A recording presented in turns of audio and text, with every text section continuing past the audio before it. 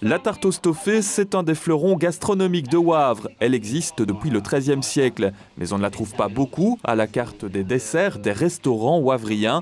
Le grand maître de la confrérie du stoffé aimerait voir les choses changer. Ça fait plus de 5 ans que je cherche le moyen de mettre cette tarte au stoffé en dessert. Personne jamais ne demande un morceau de tarte après son repas. Mais, pourquoi? Parce que tout simplement, les gens ont déjà bien mangé, etc. Ils prennent un dessert, ce qu'il y a de plus courant dans beaucoup de restaurants. C'est rare qu'on fait un dessert à la carte. Voilà, c'est souvent des desserts qui sont préparés. Pour convaincre les restaurants, la solution est sans doute de moderniser la recette. Le jeune chef wavrien Curtis Mulpa, qui vient d'être engagé dans le restaurant étoilé d'Arabelle Merlan, a revisité le stoffé à sa façon et l'a présenté au grand maître de la confrérie. Il ne faut pas changer les curseurs évidemment d'une recette qui est ancestrale comme la tarte au stoffé. Donc l'idée de base c'était de garder la tarte, la pâte à tarte, la compotée de pommes reinette, la compotée au fromage blanc.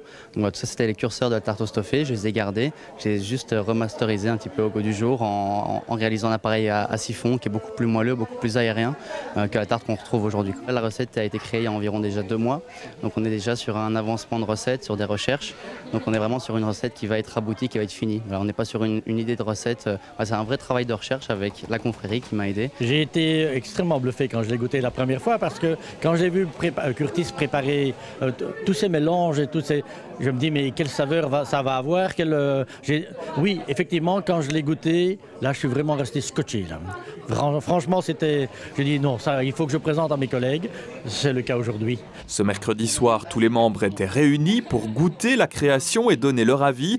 Mais ils n'étaient pas seuls. Parmi les goûteurs, on trouvait aussi des propriétaires de restaurants. Honnêtement, le dessert était d'un très très bon niveau et je pense qu'il y a vraiment une valeur ajoutée dans ce dessert revisité. C'est vraiment une plus-value. Je pense qu'il y a vraiment une demande du consommateur au niveau local et qu'il y a une vraie histoire à raconter et que ne pas avoir un dessert local alors qu'il existe vraiment, c'est l'occasion. Maintenant, on va inviter notre chef de la brasserie Maxime chez Curtis qui nous a préparé le dessert ce soir pour voir comment on peut expérimenter la chose et avoir un dessert qui soit préparé minute. On a retrouvé le marqueur, on a retrouvé les pommes rainettes, on a retrouvé le fromage blanc, on a retrouvé la couleur pour la ressemblance avec la tarte, légèrement un peu plus sucré que la tarte au stoffé, mais c'est un dessert qui était très présentable dans un restaurant, dans une brasserie, pour changer de morceaux de tarte traditionnels. Ce qui est important, c'est vraiment trouver les marqueurs de tous les plats, de tous les ingrédients dans la cuisine.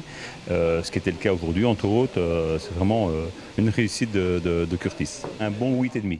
Franchement, toutes les saveurs étaient. Maintenant, bon, c'est vrai qu'en tant que fin cuistot, j'aurais des petites choses à personnaliser dedans, comme je lui ai parlé avec lui, et il m'a approuvé, donc ça a testé. Et bon, il a sa deuxième expérience, donc à mon avis, il y en a encore d'autres derrière pour améliorer, affiner cette recette en tout cas. Une recette qui a été déposée et dont la confrérie va maintenant faire la promotion auprès du secteur Horeca.